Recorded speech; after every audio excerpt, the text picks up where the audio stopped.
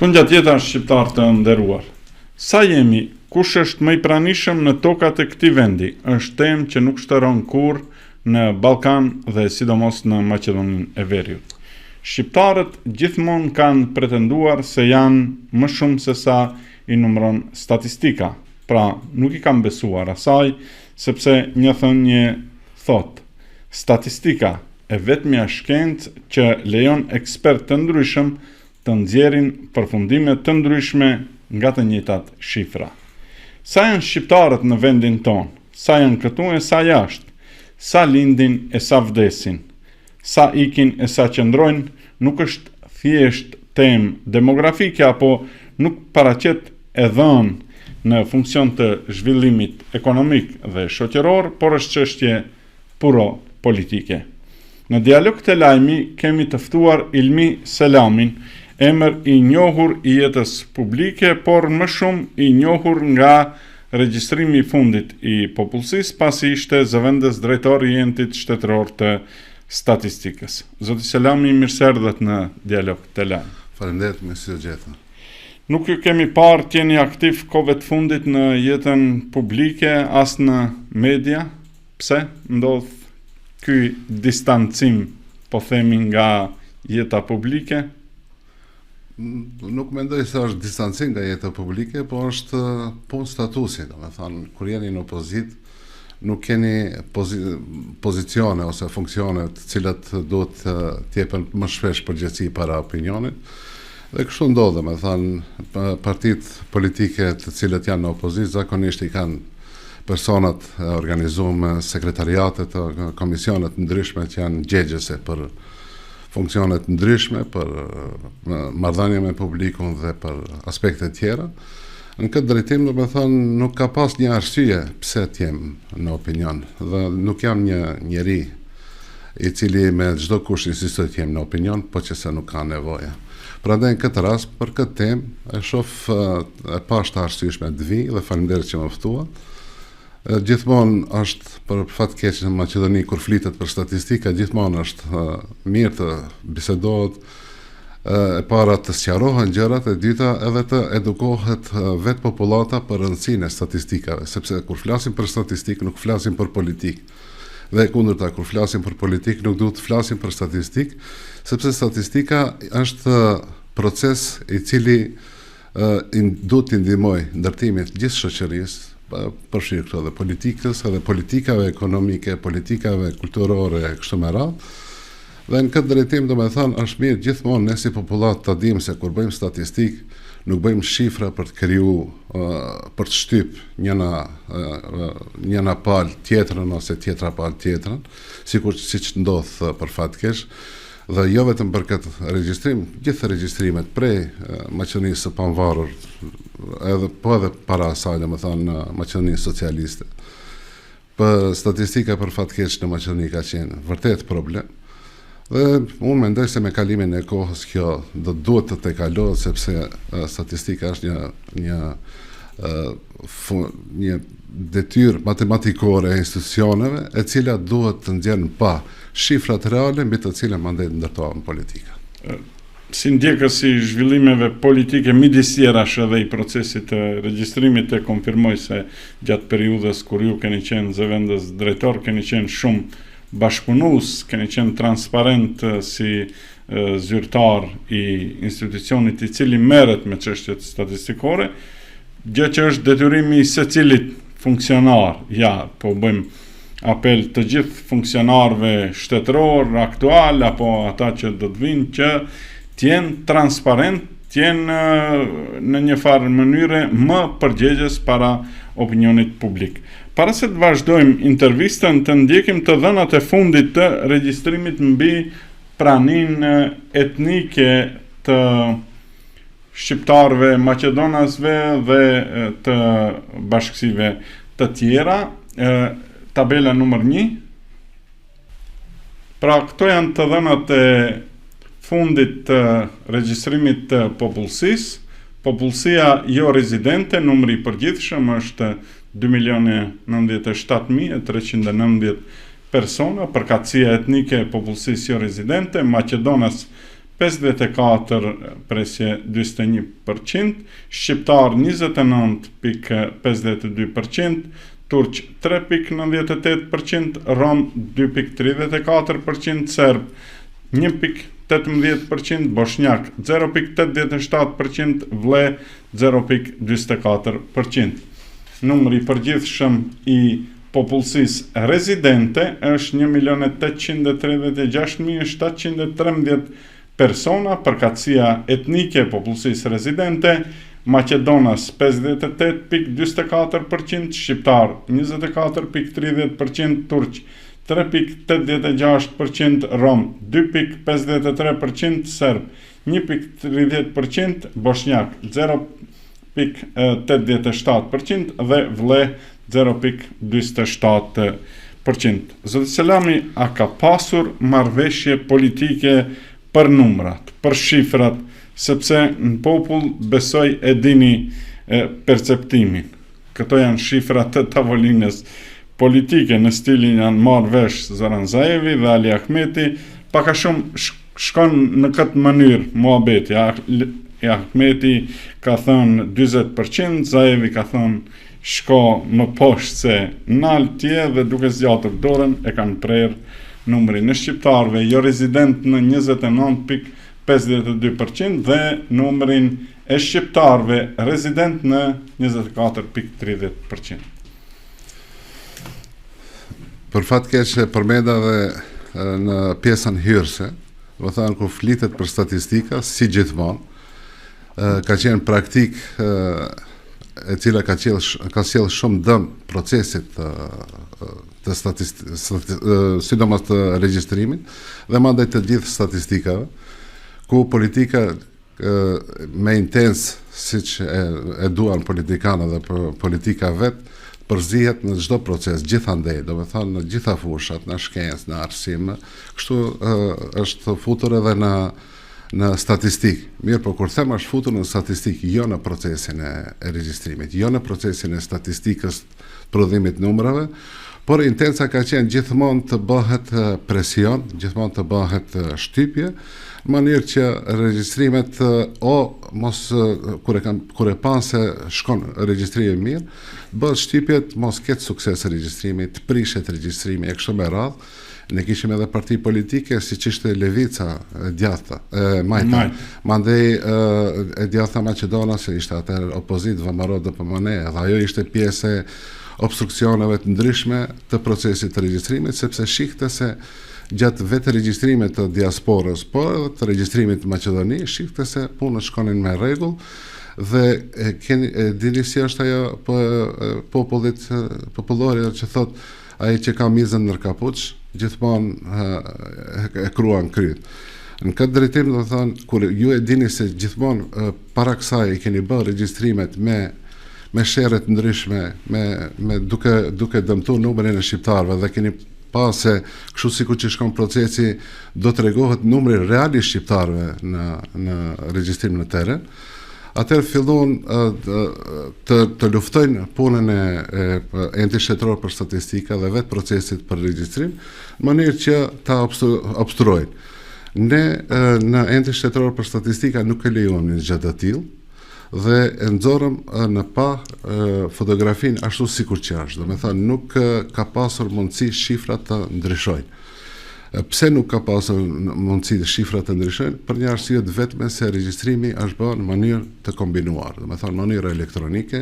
Në momentin ju që e keni futur të dhënat në laptop, në kompjuter, me automatizëm në kohë reale, aty për aty do me thënë janë lidhur me qendrën ku ishim ne, në enti shtetror për statistika, dhe do me thënë shifrat e tilla, do me thënë që kur hinin lënin një gjurmë e cila çdo intervenim në atë proces ka mund të regjistrohet dhe pandej mbartet përgjegjësi penale për një intervenim të tillë. Kështu që jam këtu për të thënë se ju garantoj se intervenime të dorës së njeriut, përfshirë nga drejtori, nga unë zëvës drejtor që kemi pas në shkrimet lidhura, përgjithësisht i kemi pas të barabarta, nuk ka pasur mundësi të bëhet intervenim. Mirë po, shifrat janë këto që janë. Nuk them se janë të përkryera, sepse ju e dini që më në mes të procesit të vetë regjistrimit, o partitë politike VMRO dhe përmene atëhershme dhe LSDM-ja ullën u morën vesh për të shty procesin, gjoja se kishin problemin e Covidit, që ishte koronës në atë kohë, dhe e zgjatën procesin. Por qëllimisht e dinin se kur do e zgjasin procesin, do i demotivojnë shqiptarët për të vetë regjistruar, dhe unë ju garantoj se kishte vazhdu ashtu sikur që filloi vetë regjistrimi i diasporës shqiptare, ki numër këtu 29.52 do ishte shumë përmbi se 30%, sepse kam mbetur shumë diasporë shqiptare e cila nuk është regjistru, u demotivuan dhe doli një psikos tek diaspora se sikur që dështuan regjistrimet para prake, e dini para 10 viteve, se si Maqedoni 20 vite nuk kishim patur regjistrim. 2011 u ndërpre. Edhe atë jo vetëm një herë, u ndron komisione kështu me radhë, u ndërpre, dhe me këtë regjistrim do prishet regjistrimi, nuk do mbahet shifra, nuk do prodhojnë numra reale kështu me radhë, edhe përkundër asaj se unë për çdo ditë me disa herë bëja apel deri tek diaspora që të vetë regjistrohet, mirë po si duket, domethënë propaganda ishte më e fuqishme se zëri im atëherë që të vetë regjistrohen. Mirë po sa i takon numrit të shqiptarëve në vend, domethënë shifrat janë reale, ato që janë regjistruar, domethënë nga jashtë nuk kanë, diaspora nuk ka pasur obligim të regjistrohet, mirë po me vetë dëshirë janë regjistruar, ndërsa brenda janë të regjistruar të gjithë shqiptarët të cilët domethënë kanë qëlluar në vendbanimet e tyre, sepse ka qenë obligim ligjor të regjistrohen. Shifrat janë këto, domethënë, varësisht se kush ishe dhe si ishe.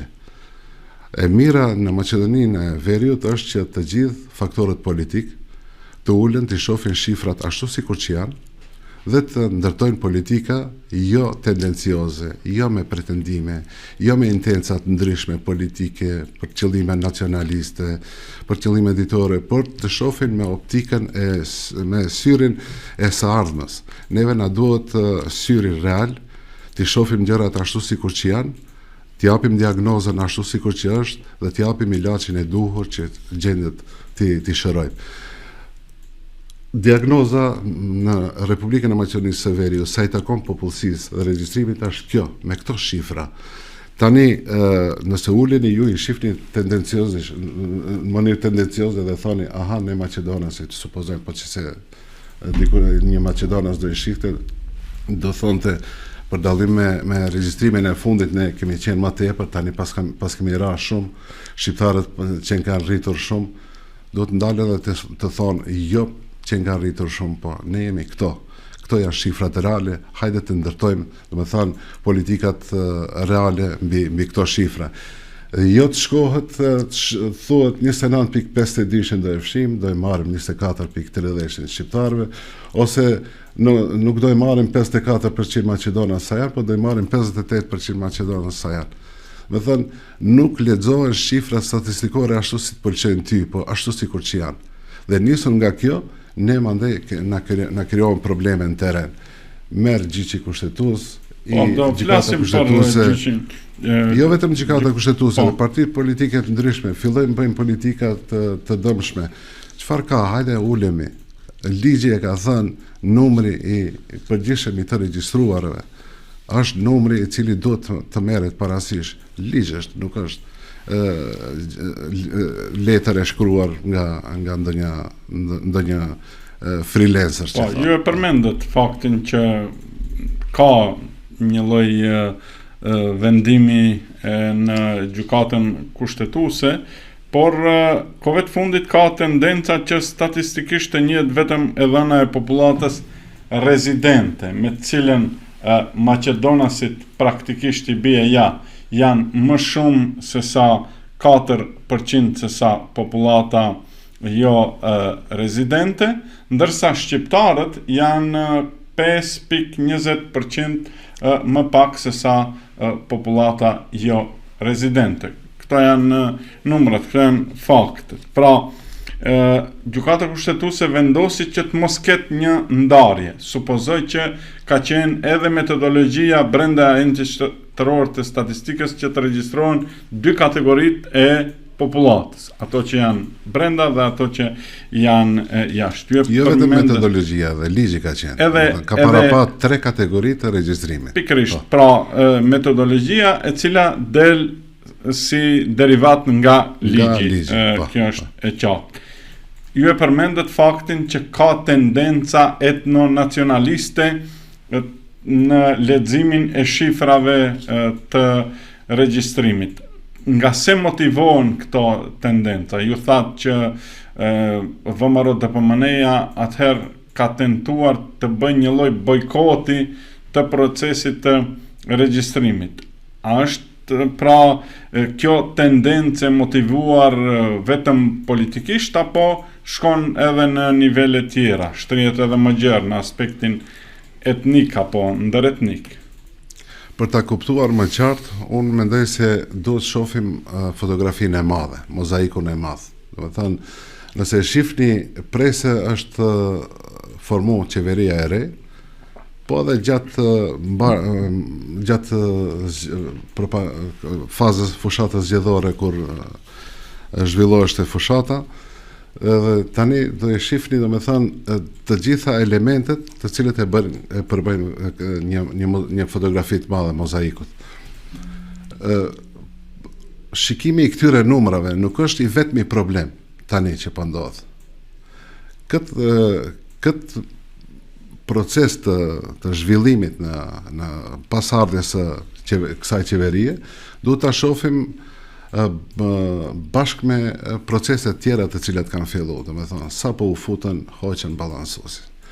Sa mandej hoqën edhe numrin e rezidentëve, jo rezidentëve, do i shohim me numër rezidente kështu me radhë. Aty u dhem, do me thonë, buxheti, sepse 5% më pak buxhet duhet të parashofim për komunat shqiptare. E kështu me radhë, do me thonë janë, kur ta shifni fotografinë e madhe, problemi me gjuhën, kjo është një tendencë e cila përshkret fushave tjera përfshin edhe numrat, shifrat që kanë dalë nga regjistrimi. Andaj them se politika nuk duhet shohën këtë mënyrë retrograde gjërat, sepse kjo politikë etnocentrike në fakt vetëm gjeneron probleme të cilat mandej vite me radhë ose mos them gjenerata me radhë do duhet ti sanojmë. Ju i keni parasysh gjithmonë thueshte nga politikanët paraprak që i kishim nga vitet e 90-ta, thueshte se kushtetuta është generatori i krizës. Nuk u bën ndryshimet, nuk u intervenu me kohë, nuk shkuan të shohim përpara, por shifnin gjithmonë si të cungojnë drejtat e shqiptarëve, dhe një gjë e tillë pas 20 vite solli problemet që i kishim pas 10 viteve solli problemet që i patëm në vitin 2001.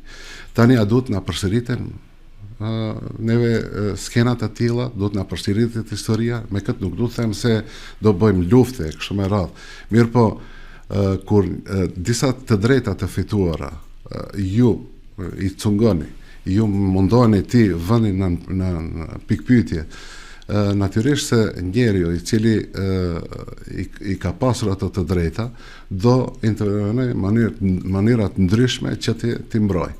Dhe aq më tepër edhe me drejtën ndërkombëtare është një drejtë e fituar, domethënë ajo duhet shifet vetëm zgjerohet dhe të nuk kthehet mbrapa dhe të paksohet.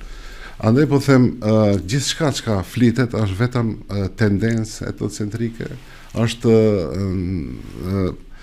shtrembërim i realitetit dhe nuk është ecje përpara.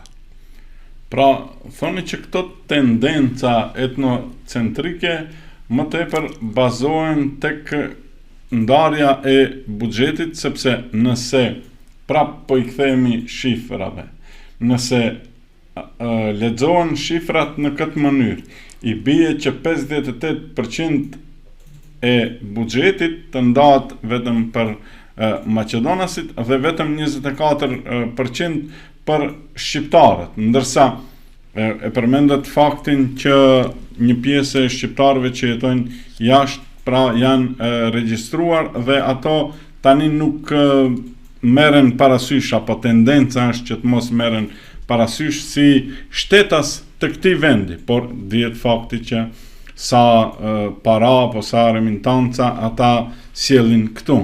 Madje sipas ekonomistëve, ne të dy nuk jemi ekonomist, ju jeni politolog, unë jam i studimeve të komunikimit, por ndjekim moti zhvillimin e këtij shteti.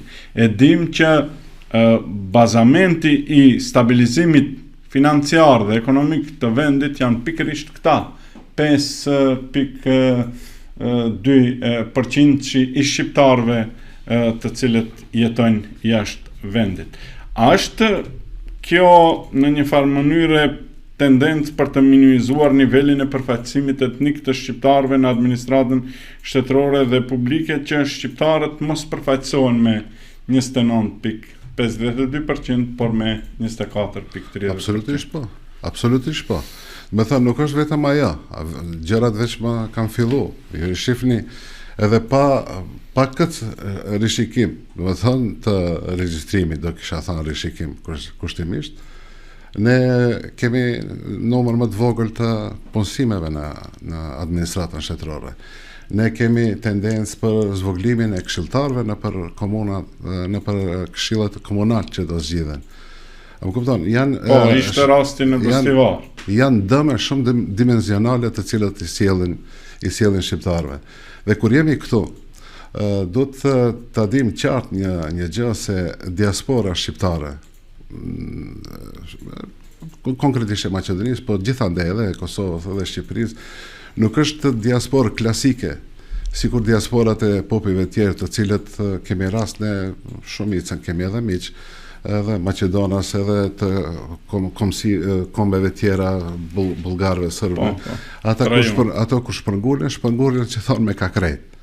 Shesin gjithçka dhe ikin në Australi, në Amerikë, gjikundin në Evropë, Kanada, po. Ndërsa diaspora shqiptare sama kur ik jashtë për të punu, ato aq më tepër edhe lidhen për vendlindje. Dhe nuk është vetëm aspekti emocional këtu, është aspekti edhe investimeve. Ata punojnë atje, blejnë shtëpi këtu, punojnë atje, blejnë dyqane këtu, punojnë atje, hapin fabrika këtu. Dhe çdo gjë toka për të punuar, do të thënë çdo gjë që blehet është tatim, shndrohet në tatim, shndrohet në investim, shndrohet në të ardhur. Nuk janë vetëm remitancat që i sjellin ato në 6 muaj ose një vit, po janë edhe gjenerojnë para me fjalorin e popull, me para thata që i sjellin. Gjenerojnë edhe zhvillimin ekonomik në Maqedoni, dhe duke i pas gjitha këto parasysh, ne në vend se të themi jeni të mirëseardhur, do llogariteni ashtu sikur që duhet bile edhe më tepër, sepse ju jeni faktor stabiliteti të monetar, faktor stabiliteti ekonomik këtu. Ne themi jo, eci se nuk na duhen, edhe juve duhet ju fshim. Për çfarë? Vetëm se jeni shqiptar. E keni parasysh, këto janë ato tendencat të cilët nuk janë probleme të ligji. Problemi është e mënyra se si ne i trajtojmë. Prandaj nga ana tjetër duhet vetëm të ketë përfaqësues politik shqiptar të cilët i qëndrojnë fort në mbrojtje, kategorikisht në mbrojtje të arriturave. Pse kjo temë nuk ishte e gjallë gjatë periudhës kur ishte BDI në qeveri? Pati një debat, si do e bëjmë, tek do e bëjmë, dhe u arrit marrëveshje që gjithçka do merret parasysh numri i përgjithshëm të regjistruarve, ashtu sikur që është në ligj. Merreni ligjin dhe lexoni, është shumë e qartë. Nëse keni nevojë për interpretim ndryshëm, atë nuk lejohet zoti Sefer juve ose mua ose ndonjë kryetarit partisë politike, dihet në shtet kush bën interpretimin autentik të ligjeve. Interpretimi autentik të ligjeve bën kuvendi, Parlamenti i Republikës Maqedonisë.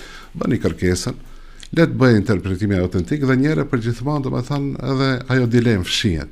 Jo të interpretoni ashtu sikur që ju keni dëshirë. Dhe mendoni këtë që e tham tani, përfaqësuesit politik maqedonanë nuk e din, po funksionon ashtu si u konvenon. Ndërsa nga pala tjetër kemi përfaqësues shqiptar të cilët nuk reagojnë, bile aq më tepër edhe aq më keq shkojnë edhe i arsyetojnë veprimet e tilla të partisë politike maqedonase në pushtet, dhe kështu vim deri në një populli thot një përshesht i cili nuk hahet. Përshesht i cili është i rrezikshëm në kuptimin shëndetit që i rënon marrëdhëniet ndëretnike, sepse fakti ne të gjithë Ilmi jemi të vetëdijshëm, edhe ju, edhe unë, edhe kameramanët që janë dhe të gjithë ata që na ndjekin, kemi antarë të familjeve tona më të afërta ose më të gjëra jashtë vendit. Dhe për një herë dikush në mënyrë administrative të tentoj që t'i fshijë nga regjistri i popullsisë, kjo më së paku që mund të thuhet është e dëmshme, pra është e rrezikshme. Dhe mund të prodhoj në të ardhmen edhe mos lojalitet më të madh ndaj shtetit, sepse ne të dytë jemi marrë me çështjet e lojalitetit të shqiptarëve ndaj shtetit, ai është në një nivel shumë të ulët, por këto tendenca institucionale dhe politike më shumë, por që kohëve të fundit po shihet që po kanalizohen në rrugë institucionale, pra kanë një qëllim të caktuar që pajtohem me ju që e thoni është tendenca për minimizimin e pranisë demografike dhe statusit të shqiptarëve. Absolutisht po, absolutisht po. Një ide tjetër është regjistrimi digital. A ju duket i arsyeshëm ky propozim, edhe pse mendoj shpesh se politikanët kur flasin e harrojnë strukturën sociale të popullatës dhe kanë parasysh ndoshta vetëm Shkupin ose një pjesë të popullatës që është urbane. Ju keni përvojë nga regjistrimi i fundit, keni përvojë se keni ndjekur nga afër procesin dhe e dini pak a shumë se popullata jonë cilave shtresa u takon. A është i mundshëm regjistrimi digital? Shife, kur bënim para përgatitjet për regjistrimin e kaluar të vitit 2021, ne kemi pasur debate të tilla, do mundet, kishte ide që të bëhet i tëri në mënyrë digjitale, por ne e mendonim gjithmonë, do me thënë,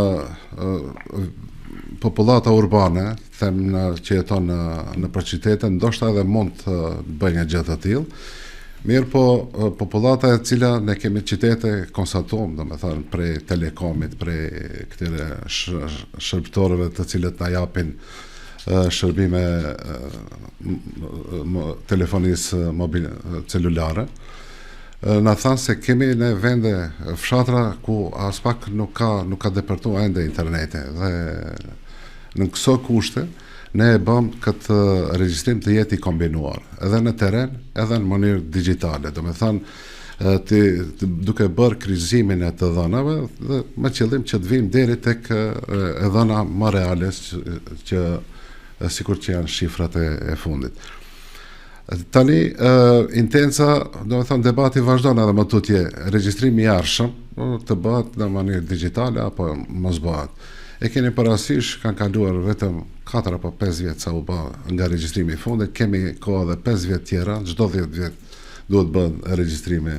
Dhe regjistrimin e arshëm ka dhe goxha kohë, mirë po unë nuk mendoj se Maqedonia do jetë e gatshme pas 5 viteve kur do bëhet regjistrimi i arshëm që ta bëj krejtësisht në mënyrë digjitale. Por nga ana tjetër, duhet të gjithë të konstatojmë dhe të pranojmë një fakt se bota po shkon nga digitalizimi dhe ike prej saj nuk ka. Mirë po, gjithmonë çdo shtet i ka specifikat e veta. Unë mund të them se në Sloveni, në disa shtete, vetëm në Estoni bëhen regjistrime digjitale, vetëm me një klik dhe dhënat mblidhen. Mirë po, duhet pasur parasysh zhvillimet konkrete të atyre popujve, zhvillimet ekonomike, zhvillimet në arsime kështu me radhë. Te ne unë nuk mendoj se jemi të gatshëm për një regjistrim totalisht digital të bëhet. I bie në vitin 31. Po. Për shkak të faktit se tham një populatë e konsiderueshme jeton në rajone rurale, nuk ka qasje në teknologjinë informatike e kështu me radhë. Janë të nevojshme, do me thënë, institucioni që bën regjistrimin, këtë rast, enti shtetëror për statistika. Ne e kemi pasur dhe gjithmonë enti shtetëror për statistika do i ketë për obligim ligjërisht t'ia mundsoj çdo njërit të drejtën e njëjtë për të regjistruar.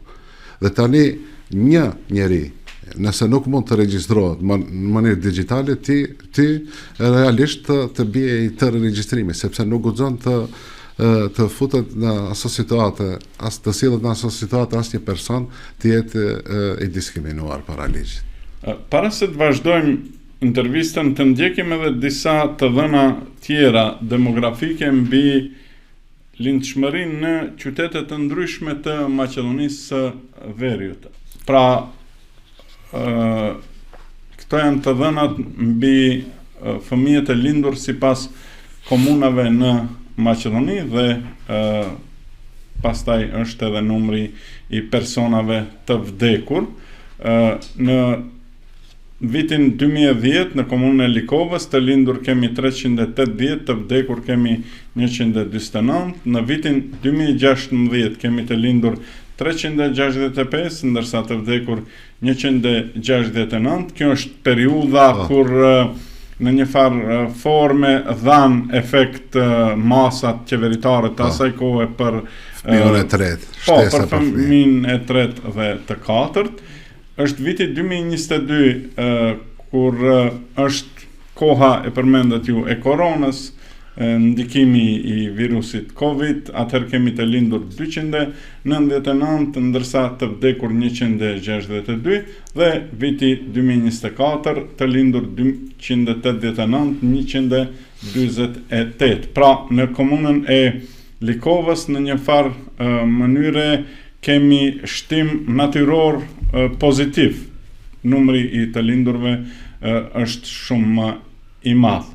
E kemi marrë komunën e Bosilovës, pra si një komunë e cila është populluar me popullat maqedonase për të reflektuar në një farë mënyre realitetin demografik etnik në Maqedoninë e Veriut. Komuna e Bosilovës në vitin 2010 166 të lindur, të vdekur 143, në vitin 2016 131 të lindur, 174 të vdekur, viti 2022 84 të lindur, të vdekur 164 dhe të lindur në vitin 2024 72 151, do më thënë paka shumë nga viti 2016 të këndej në këtë komunë bizotron numri i personave të vdekur.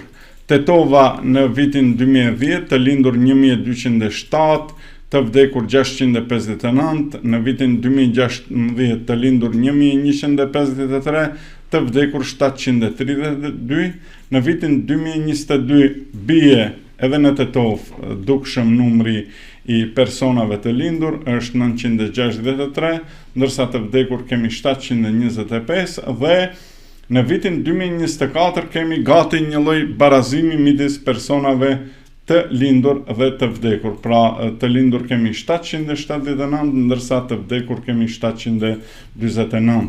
Manastiri, pra një qytet i cili është i populluar kryesisht me popullat maqedonase, edhe pse natyrisht edhe atje ka një numër të konsiderueshëm të shqiptarëve, në vitin 2010 në manastir ka 976, të vdekur ka 1171, në vitin 2016 janë të lindur 903, të vdekur 1126, të lindur në vitin 2022 janë 704, ndërsa numri të vdekurve është në rritje shumë frapante, pra është mbi 500, pra mbi 500 që është 1224 dhe në vitin 2024 651 të lindur, ndërsa të vdekur janë 1110 persona, që është një alarm demografik për qytetin e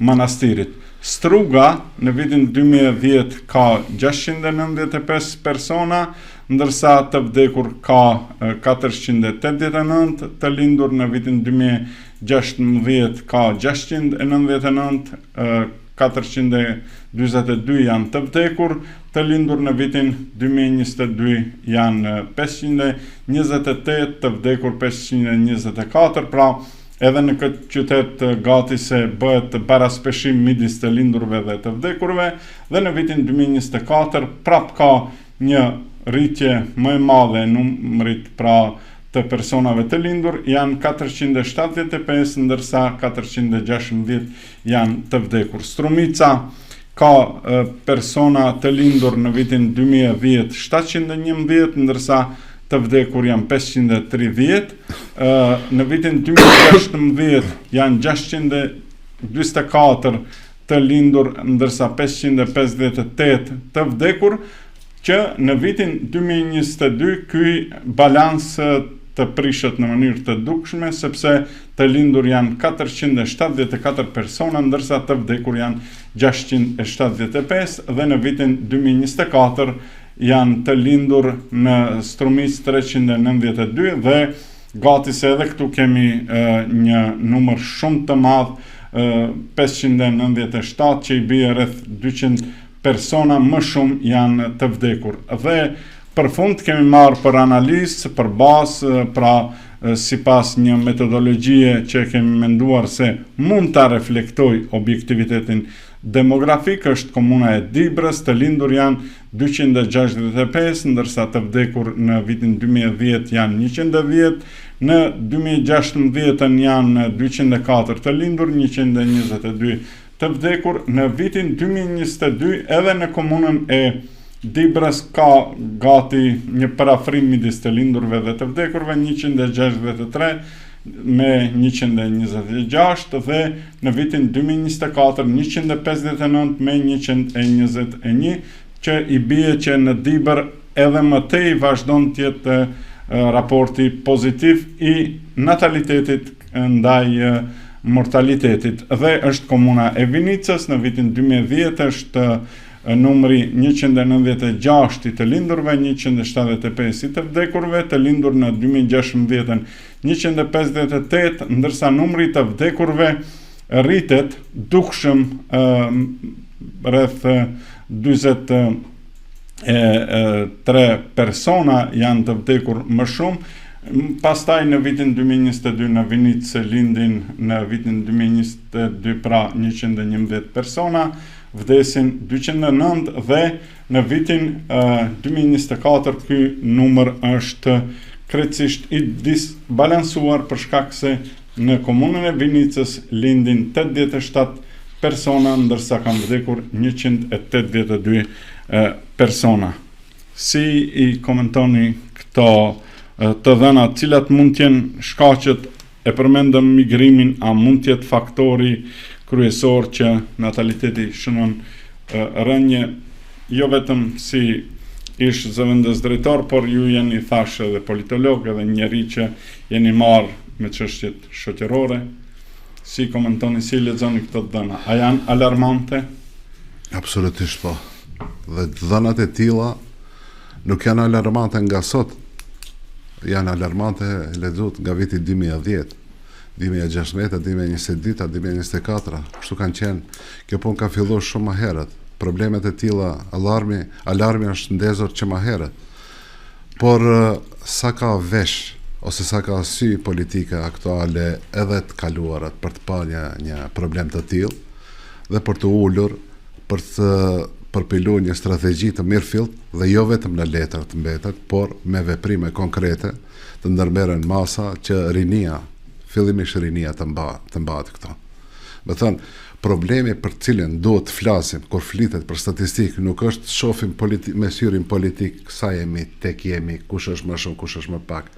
Sepse nëse vazhdojmë kështu të diskutojmë, këto shifra do shumë fishohen te kolona e të vdekur, dhe do pakohen me numra minimal te kolona e të lindurve. Pse një gjë e tillë është, domethënë, çka mund të nxjerret si përfundim nga këto statistika.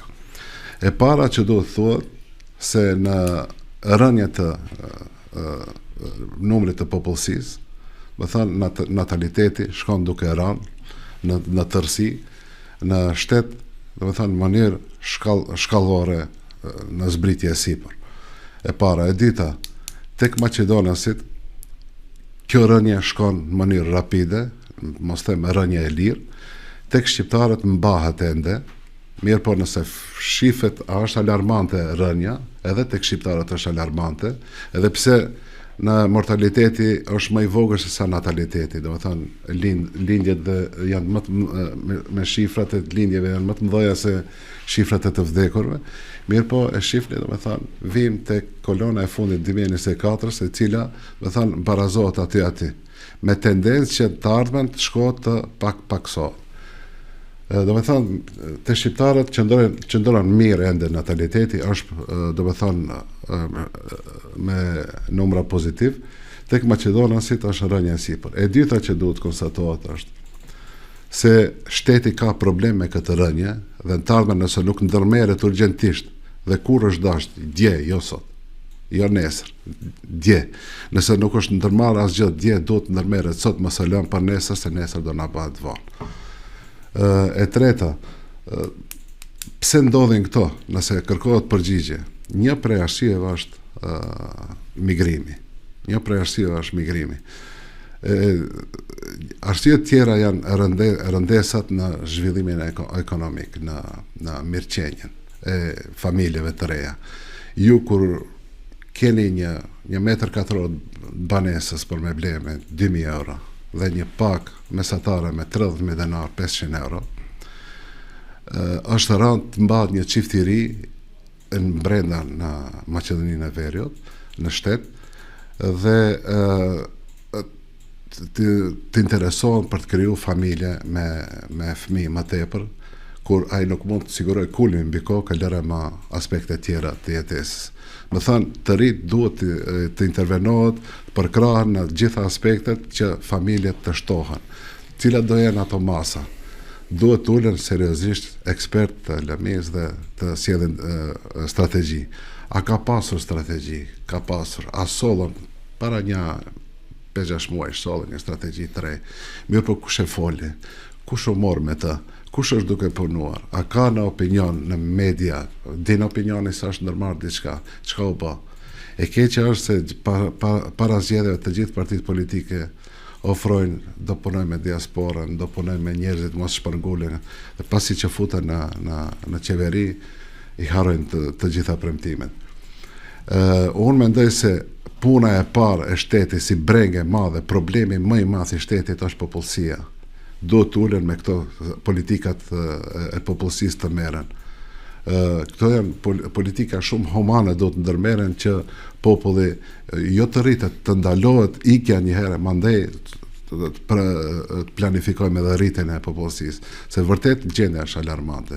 Ju shkoni në Maqedoninë Lindore, keni qytete të cilat pothuajse nga rinia janë të zbrazura. Mos flas për rastin e Koçanit, i cili qytet është bërë qytet pleqsh. E fatkeqësisht ju morën edhe diku 65 të rinj në tragjedinë e fundit. Dhe kush u përgjigje, më thënë, nga ajo. Shkoni në pjesën perëndimore të Maqedonisë. Do të thonë ke qytet fshatra të cilët përpara populli thoshte vlon nga fëmijët.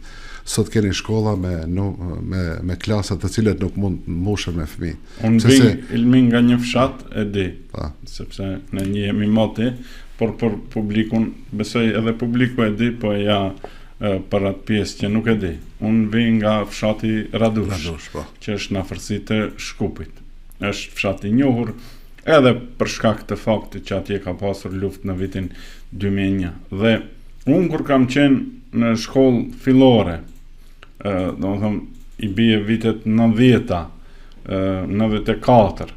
Atëherë ne jemi regjistruar në 2 paralele me 25-30 nxënës. Sot, në fshatin tim, mezi formohet një paralele dhe një paralele tjetër formohet në një qytet tjetër, që është qyteti i Berlinit.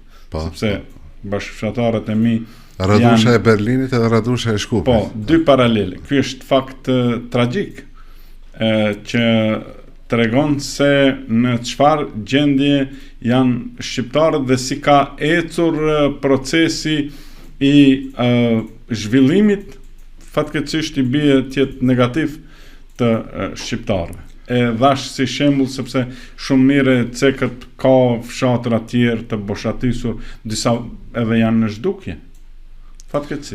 Fatkeqësisht po them, ne të gjithë politikanët, opozit, pushtet, opozit do të tullet, merren vesh për një strategji me ekspertë të lëmies, me profesor të ndryshëm, me shoqatat jo qeveritare të cilët merren me këtë çështje, me të gjithë faktorët e mundshëm tulen, po pse jo dhe me angazhimin e njerëzve nga Bashkimi Evropian dhe nga shtetet tjera që kanë pasur këtë problem sikur që kemi ne, se realisht problemin më të madh këtë kemi ne. Por sa kemi sy për ta parë si të tillë. Fatkeqësisht e përmendet shumë pak edhe media i kushton kujdes, për shkak se ne duke u marrë me politika ditore mund të vim në një ditë në vitin 2034 ta bëjmë një emision si të jemi gjallë shëndosh dhe këto shifra anash, domethënë në anën e djathtë janë shumë më të larta se sa ato të natalitetit. Në vazhdim do të ndjekim edhe të dhënat për Shkupin dhe komunat në krye qendër, pra për fëmijët e lindur në Shkup sipas komunave, Shkupi në tërësi pra ka të lindur 6.703 persona në vitin 2010, ndërsa numri të vdekurve është 4.629. Në vitin 2016, si rezultat i politikave demografike të qeverisë asaj kohe, ka një shtim pra të numrit të lindurve është 7.086 dhe numri të vdekurve është 5.357. Në vitin 2022 kemi një raport negativ midis natalitetit dhe mortalitetit, sepse numri të lindurve është 5.945, i të vdekurve është 6.278 dhe në vitin 2024 prap kemi një lloj barazimi midis të lindurve që është 5.498 dhe i të vdekurve 5.518. Në aerodrom kemi në vitin 2010 të lindur 779 persona, të vdekur 556, në vitin 2016 të lindur 890, të vdekur 702, në vitin 2022 vërehet raporti pra rënja demografike për cilën folet është raport i zhdrejt, të lindur kemi 720, ndërsa të vdekur kemi 886 dhe në vitin 2024 numri i personave të lindur bie edhe më shumë në komunën e aerodromit dhe kemi 638, ndërsa numri i të vdekurve është shumë më i lartë, 784. Në Çajir 1153 kanë lindur në vitin 2010, ndërsa në këtë vit të vdekur janë 572, në 2016 1098 kanë lindur, ndërsa kanë vdekur 585, në vitin 2022 edhe në Çajir bie numri i të lindurve në 916, i të vdekurve numri është 613 dhe në vitin 2024 kemi 898 dhe të vdekur kemi 553, që do të thotë që ka një raport i cili është në favor të natalitetit.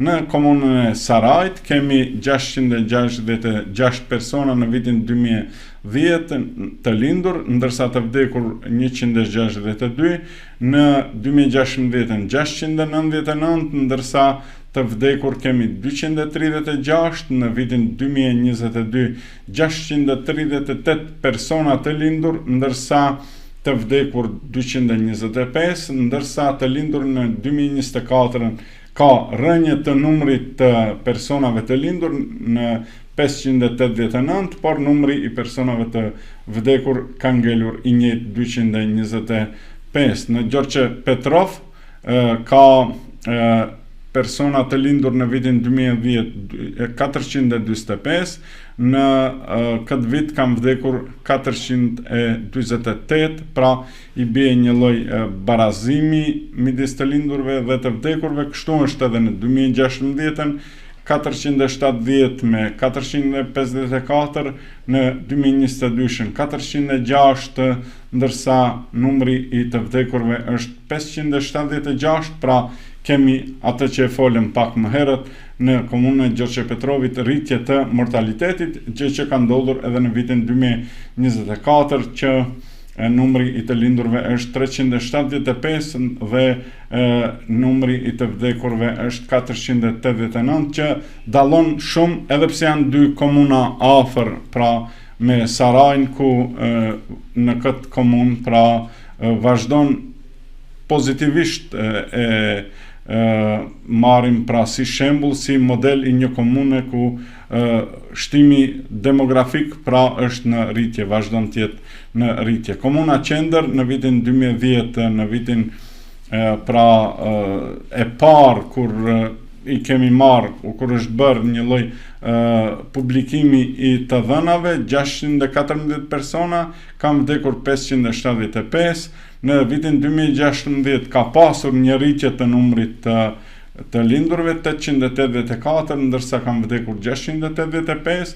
Pastaj ndodh një disbalans në vitin 2022, ku numri i të lindurve është 658 dhe i të vdekurve 692, dhe në vitin 2024 bëhet pra gati prap një lloj barazimi midis të lindurve dhe të vdekurve. 596 kanë lindur, 579 kanë vdekur, dhe është komuna e Harashinës, e cila gjithashtu mund të vlerësohet për shtim natyror pozitiv. Në vitin 2010 është numri i të lindurve 260 me 27, në 2016 290 me 57, në 2022 265 me 56, dhe në 2024 shifet që ky numër bie për 70 foshnje pra të lindura, dhe është numri 195, siç e theksuam, dhe numri i të vdekurve është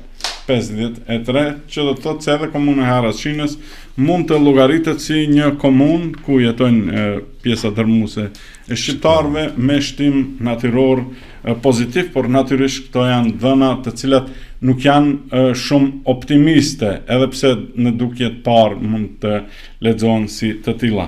Ju përmendët disa faktorë, rënditët disa faktorë të cilët mund të ndikojnë që shtimi natyror të jetë edhe më pozitiv. Cilat masa mendoni se mund të ndërmerren tjera nga shteti që këto trende demografike të jenë sa më pozitive? Një ndër to e përmenda në kohën e Gruevskit ishte kompenzimi financiar për nënat që lindin fëmijën e tretë dhe të katërtën. A mund të mendohet për një mekanizëm të tillë, dhe ju folët pak a shumë për aspektin politik, si t'i ndalim të rinjt. Unë mendoj që njëra ndër mënyrat apo njëra ndër metodat është fakti që kur punsohen të rinjt mos u kërkohen libreza partijake, që është pak e vështirë, por ja ta diskutojmë.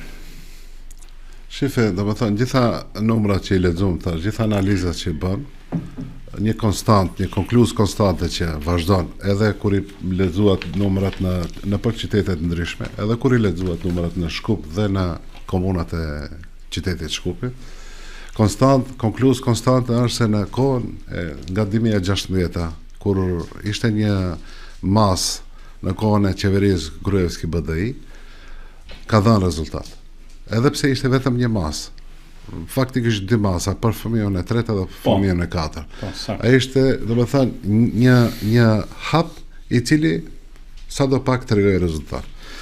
Ndërsa pyetjes juaj që fakt që kjo tregon se duhet vërtet kushtuar vëmendje kësaj pune, që nëse ndërmirret, rezultatet nuk do mungojnë, ndërmerret hapa konkret. Ndërsa pyetja suaj që parashtruhet, cilat janë mënyrat më të mira për të mbajtur të rit në për vendbanimet e veta në Maqedoni. Rinia edhe njerëzit sot nuk ikin vetëm nga varfëria. Unë njoft njerëz të cilët kanë rroga solide, ka marrë familja dhe ka shkollë. Pse? Se thot nuk kam shërbim të mirë shëndetësor, rrugët i kam gjitha me gropa, nuk kam ambulancë, nuk kam shkollë të mirë, nuk ka post, nuk ka institucione shtetërore. Rruga më e mirë dhe më e shkurt që duhet shteti të bëjë, transport publik e kështu me radhë. Duhet siguroj jetën normale në vendbanimet, qofshin edhe ato më të largëta. Merrni shembull, shtetet e zhvilluara. Do thoni kushton, nuk kushton më tepër se sa të tik rinia. Asgjë nuk kushton më tepër. Qofse bëhen institucione, sigurohet shkollimi i mirë, sigurohet një shëndetësi e mirë. Do kisha thënë një shëndetësi e nevojshme, e duhur, që i përket një qytetari që të mund të mbaj rinin ose të mbaj popullatën atje ku jeton. Se ne flasim vetëm për emigrimin jashtë vendit, ndërsa nuk flasim për migrimin fshat-qytet ose qytet në brendësinë e Maqedonisë, në qytetin e Shkupit. Ne edhe këto i kemi problem të cilët duhet të flasim. Neve kemi qytete ose qyteza të cilët ulet numrin në mënyrë rapide, duke ikur në për qytete më të mëdha ose duke u grumbulluar të gjithë në qytetin e Shkupit. Qyteti i Shkupit po bëhet një metropol gjithnjë më e madhe, ndërsa në llogarit kësaj pune qytetat ose fshatrat e tjerë po zbrazen. Po që se krijon kushte më të mira për jetesë dhe krijon hapësira për vende pune, ndalet korrupsioni, rriten zhvillimit, të rriten rrogat, të ndihmohet sektori privat në punësimin subvencionohet, do të thonë, nëse punson rinin, të jep rroga më të mëdha që të mund ta mbajsh kështu. Do të thonë janë një set masash të cilët përkojnë me specifikat dhe nevojat tona, të cilët duhet të rimendohen, të adaptohen dhe të zbatohen për të mbajtur rinia. Sepse ne nëse nuk i bëjmë këtë, ne vërtet rrezikojmë shumë. Sot para ardhes këtu në studion, kisha kontakt me një mik i cili punon mban një shkollë, akademi për kuzhinier. Mban shkollë akademi për kuzhinier, thot njerëz restorana thot kërkojnë kuzhinier, ne thot shteti nuk na subvencionon, që për shembull kursi te ata kushton 1.500 apo 1.800 euro për 6 muaj të krijoj një kuzhinier të mirë. Thot kemi bë kërkesë te shteti, thot që shteti na subvencionoj, që rinia se sot nuk mund çdo njeri t'ja lejë vetes si pa punson, të mbledh 1.800 euro ose 1.500 euro të shkojë në akademi dhe të krijohet si kuzhinier dhe të punsohet nesër që ta mbajmë këto. Tani nuk subvencionon rinin për të adaptuar, për të kualifikuar për një drejtim. Mandej nuk e subvencionon akademinë e cila do të punojë dhe të kontribuojë në këtë drejtim, e mandej kërkon që rinia të mbesë këto. Këto janë masa të cilët duhet gjithçka të bëhet që rinia të mbahet këto. E fola vetëm për kuzhinier. Kjo vlen edhe për kualifikime të ndryshme. Sot sektori privat vun për punëtor. Sot sektori privat merr punëtor nga Nepali, nga Bangladeshi. Pse mos i krijojmë ne njerëz me kualifikime të ndryshme këto që kemi? Me thënë, ka universiteti i punëtorëve, ka shkollat ndryshme, ka mundësit ndryshme, të cilët mund të bëhen që të krijojnë kualifikime ndryshme, me të cilët mandej do gjendet punësimi, do krijon familje dhe do mbahen. Ka shkolla teknike, jo vetëm në Shkup, por edhe në qytete tjera, të cilat duhet të ndihmohen, që të avansohen, që të ketë kuadro të cilët do të mund në të ardhmen të punojnë në atë që ne e njohim si zanate, sepse ne si kemi vazhduar, e thash në një farë forme, në mënyrë figurative, duke i përmendur shifrat, por ky shtet ka gjasa reale që në një të ardhme jo shumë të largët të ngelet pa njerëz. Ose të ngelet pa njerëz. Të nepalizohet, të bangladeshizohet, të tjetërsohet. Dhe njerëzit e vjetër të mbesin këtu deri sa ndrojnë jetë, mandej çfarë do bëhet? Ndryshimi jemi gjallë shëndoshë dhe atëherë duhet të marrim masa sa më shpejt. Kam dëshirë që ta bëj me një pjesë të kolegëve Maqedonas debatin për identitetin, sepse atëherë më nuk do të ketë kuptim debati mbi identitetin, mbi ruajtjen e vlerave identitare, sepse siç po shohim ne duke mbrojtur një pjesë e elitës politike dhe intelektuale maqedonase identitetin imagjinar apo të supozuar të tyre etno-kulturor, e tha vetë kryeministri, ne jemi të gatshëm që të presim edhe dekada, dhe duke pritur Bashkimin Evropian apo integrimin në këtë organizatë të fuqishme ndërkombëtare, mund të ndodhë që neve kushtimisht, po them, janë në mënyrë të drejtë për drejtë, janë në mënyrë klasike, por të na pushtojnë njerëz të vendeve të lindjes dhe në një farë mënyre atëherë më do të jetë shumë relative se për çfarë mund të diskutojnë maqedonasit ose shqiptarët ose do humbe vlera e këtyre temave të cilët tani flasim. Po se nëse vazhdojmë me dekadat presim për integrimin në Bashkimin Evropian, unë mendoj dhe e them edhe publikisht shpesh e përsëris, shqiptarët nuk kanë kohë të presin me dekada. Shqiptarët zaten ilmi e mba mend nga vitet 70-ta janë integruar në Bashkimin Evropian. Po, absolutisht po. Se presin të rritë Mickoskin edhe Filipçen edhe ndonjë politikan tjetër, kur ta vendose ai që ti fus bullgarët në kushtetut dhe të bën ndryshimet kushtetuese dhe të vazhdoj rruga e integrimit. Këtë duhet ta kuptojnë edhe vetë maqedonët, se nuk na bëjnë keq neve. Ne kemi varianta tjera, kemi opsione tjera, solucione tjera, të cilët mund në çdo kohë dhe t'i zgjedhim. Mirë po, këta i bëjnë keq shtetit vetë, këta e djegin shpinë e vetë. Nëse nuk ndërmerret shpejt, do të thënë hap konkret për ndryshimin e kushtetutës, për futjen e bullgarëve dhe kuratëve e këtyre tjerëve në kushtetut, që është vërtet çështje teknike, kush e di sa e ndihshme tjetë, kush e di e keni parasysh vetëm çfarë ndodhi derisa ndodhi marrëveshja e Prespas, do na ndryshon emrin, do e bëjmë kështu, do e bëjmë. Çfarë ndodhi? Asgjë nuk ndodhi. Ecim përpara, shkojmë u antarësum në NATO dhe kështu me radhë. Tani duhet një hap i vogël, unë mendoj se ky problem që është kriju është problem artificial që të frenoj Maqedoninë e Veriut të kishet në Bashkimin Evropian dhe hap indikuar nga të tjerë, qarqet jashtë shtetit. Shumë qartë e thatë që ata ndoshta një pjesë e tyre, po them, jo të gjithë, mendojnë se i dëmtojnë shqiptarët, por në fakt i dëmtojnë edhe vetë Maqedonas. Shifrat tregojnë.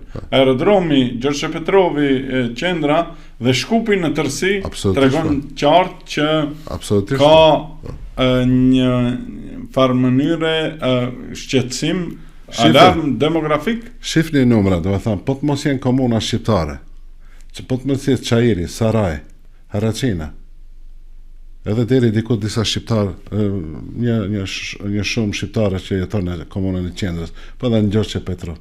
Sidomos po të mos janë shqiptarët e Çajirit, Saraj dhe Haracinës. Qyteti i Shkupit do shënoj numri e mortalitetit do jetë më i madh se nataliteti. Ata janë faktorët kiç që Shkupi ka. Është edhe komuna e Studeniçanit, po ne normalisht kemi zgjedhur disa komuna. Vetëm komunat e qytetit Shkupit po flasim. Që edhe Shutori Zara. Në një farë mënyre, po që të reprezentojmë pra në fotografinë e madhe. Po, atë që është realitet sa më i mundshëm objektiv demografik. Por prap po them, ne nuk guxojmë të shohim kështu, ky problem i rënjes natalitetit nuk është i shqiptar, është i Maqedon, është i shtetit në tërësi. Nëse ne e kuptojmë kështu, Do të thënë, nuk kemi në Maqedoni, nuk duhet kemi problem të shqiptarëve të Maqedonisë, duhet kemi problem të qytetarëve. Si t'i zgjidhim problemet. Ndërsa shifet kjo punë kështu, Maqedonët duhet të jenë pronar të shtetit, duhet të jenë pronar të gjuhës, duhet të jenë të zotët e këtij shteti, shtëpie kështu me radhë, ne faktikisht e çojmë në kontrollues gremi. të buxhetit. Absolutisht, ne e çojmë në gremi si shtet. I përmendet të rinjt apo një pjesë e njerëzve që vinë nga Nepali, India, Filipinët, Bangladeshi, shtete të tjera, por ka informacione se 5 viteve të fundit, domethënë nga momenti kur është bërë regjistrimi në Maqedoninë e Veriut, kryesisht në Shkup dhe në një pjesë të Maqedonisë Juglindore, që përfshin kryesisht qytetin e Shtipit, kanë ardhur mira turq. Ekziston një shifër, natyrisht unë distancohem publikisht nga ajo, sepse ajo nuk është e verifikuar dhe nuk është zyrtare, por po e them si shifër jo zyrtare, e cila nuk është arritur me statistik, me regjistrim, që janë rreth 16.000 turq të ardhur këtu tek ne. Ky proces a mund ta ndryshoj demografin apo në një farë mënyre t'i disbalansoj shifrat demografike, t'i ndryshoj balanca demografike? Absolutisht po. Për shembull, në hapja, unë mendoj se gjithçka është mirë paramenduar. Ne Turqinë dhe turqit i kemi edhe popull dhe shtet mik, edhe i shqiptarëve, edhe i maqedonasëve, edhe i Maqedonisë në tërësi. Mirë po, keni parasysh se interesat janë gjë tjetër. Çdo shtet, çdo komb ka interesat e vet. Është fakt i pamohueshëm se Turqia ka interesat në Ballkan, përfshirë këtu dhe Maqedoninë e Veriut. Dhe hapja e universiteteve, hapja e shkollave, ku në të cilët shumica, një shifër e madhe mësojnë dhe studiojnë të ardhur nga Turqia, të cilët sa kam unë informat edhe shumica e tyre mandej punsohen, martohen këtu dhe mbesin këtu me vendbanime. Nuk do mend se një prej qëllimeve është edhe kjo që të Bie se marrin edhe shtetësi. E marrin edhe shtetësi, edhe shumë më lehtë edhe marrin në shtetësinë. Dhe mandej do të thënë numrat të rriten. Nuk them se është një agresion i popullatës, kushtimisht them agresion i statistikor, mirë po është gjithçka, nëse mundën t'jenë të tjerët këtu, pse mos jenë edhe ata, dhe ne duhet kështu t'i kuptojmë sa ne si shtet, këtu flasë edhe shqiptarët edhe maqedonësët edhe turqit, jemi ndalur dhe të analizojmë se sa kemi dobi për kësaj, sa kemi humbje, sa bëjnë mirë këto lëvizje, dyndje studentash edhe shkollarësh këndej, me të cilët madej edhe mund të mbeten, shumica e tyre mbetet këtu, është ullur ndonjë institucion dhe i ka analizuar këto, vërtet nuk kam informat, por thjesht dyshoj se ka bë analizat të tilla. Ekziston një koncept i quajtur Më falë, aq më tepër nëse futet, për shembull, kjo në kontekstin se ideja e zvoglimit të numrit të shqiptarëve, po qoftë kjo edhe me njerëz të ardhur nga Turqia, kjo është veç më punë sherre. E ke parasysh. Do të thonë, shife, po të vinë 20-30.000, se ato kanë fillu të vinë 5 vitet e fundit, po kjo nuk do të thotë se do ndalet në të ardhmen. Dhe nuk do të thotë se nuk do rritet numri të ardhurve nga atje. Dhe kush garanton se sot nëse janë bërë 13.000 ose 15.000, nuk do jetë numri, ju shkoni gjithandej në përçajer ose në përqytet, do dëgjoni turq të ardhur nga Turqia që janë këtu si student. Dhe nuk ka asgjë të keqe që vinë. Mirë po është ndalur dikush t'i bëj këtë analiza.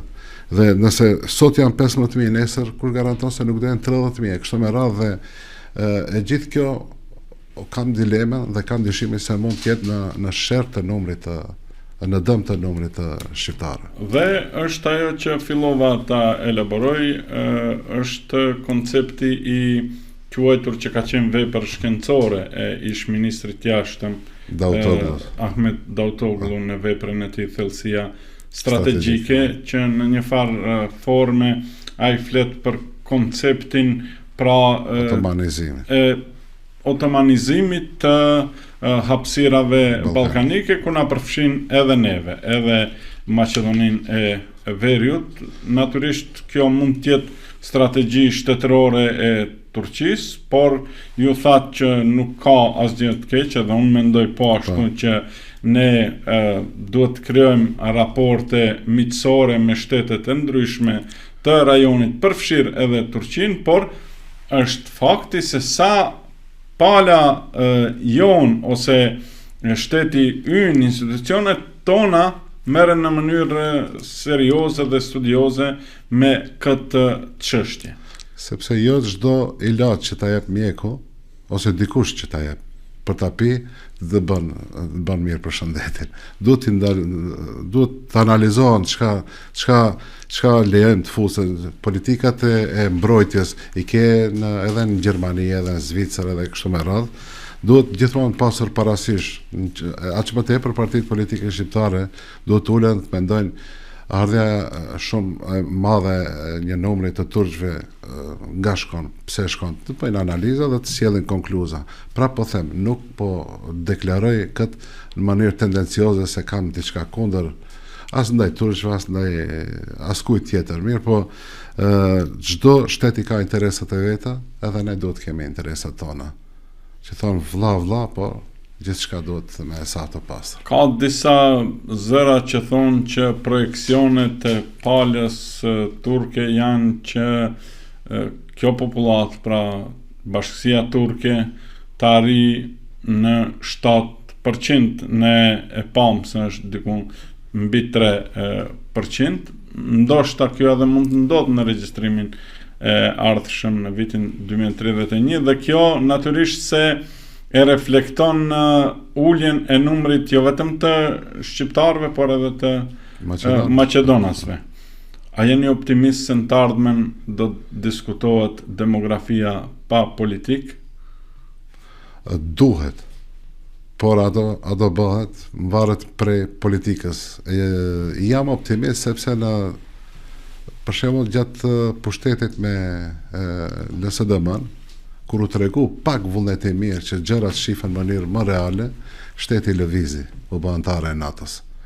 Dhe këtu duhet një gjenerat e re e politikanëve, sidomos Maqedonas, fillimisht gishtin ta drejtojnë nga vetja dhe të thonë, nga dash se me këto politika retrograde, nacionaliste, etnocentrike, nuk kemi vajtër askund, dhe këta nuk na shpijen atje ku duam, progresi është larg me këto politika, shohin gjërat realisht që nuk kanë as ato ku ikin nga ne, as ne nga ta. Tu lemi të merrem me vesh që ta ndërtojmë shtetin barabartësisht. Zoti Selami, ju keni pasur disa funksione shtetërore. Ato që i di unë janë anëtar i Komisionit Antikorrupsionit, drejtori i ndërmarrjes publike për ujrat, ashtu quhet ndërmarrja, dhe zëvendës drejtori i entit shtetëror të statistikës. Këto janë 3 funksionet që i keni pasur. Edhe zëvendës ministër kam qenë 6 muaj e mbrojtjes. Ke qenë me këta të rinjt kur në kohën e... Po. Jo, para se të vinë ata. Para se të vinë. Arben Labonishti dha dorëheqje. Pas dorëheqjes së Arben Labonishit. Po, se ka pasur shumë zhvillime dhe natyrisht nuk mban mend të gjitha. Në të ardhmen ku do t'ju shohim? Në politik do të vazhdoni të jeni i pranishëm? Dhe si është, do me thënë, proceset që po ndodhin në Bashkimin Demokratik për Integrim, ndryshimet e ftyrave të reja, ndryshimet personave të ri, se nuk do me thënë i ri, kur flasim i ri në politik, nuk flasim vetëm në mosh. Po, ju jeni antar i Këshillit Përgjithshëm të Bashkimit Demokratik për Integrim. Ati ku do duhet, nëse ka nevojë, unë gjithmonë jam i gatshëm për të dhënë kontributin, mirë po gjithmonë duke lënë përparësi për të rritë të cilët janë futur veç më edhe në kryesin qendrore, edhe në Këshillin e Përgjithshëm, dhe jam këtu për t'ju ndihmu. Nëse e ka nevoja, do nevoja dikund që të punoj në funksion të mirës përgjithshme, këtu jam. Nëse nuk paraqitet nevoja, absolutisht nuk kam problem, sepse punën e pozitave nuk e kam pasur asnjëherë prioritet në jetë. Unë ju falenderoj që ishit sot në dialog të lajmi. Mendoj edhe për shikuesit që ishte një risi, pak një deshablonizim, domethënë nga politika ditore. Trajtuam një temë që për mendimin tim prap e them dhe ju e theksuat me shumë të drejtë, në mënyrë edhe shumë kompetente dhe profesionale, që duhet jetë njëra nga temat thelbësore me të cilat duhet merret politika, sistemi politik, por edhe institucionet shtetërore në përgjithësi. Gracia ishte e imja, faleminderit shumë për ftesën, për ju jam çdo kohë i gatshëm. Shumë faleminderit. Faleminderit shumë.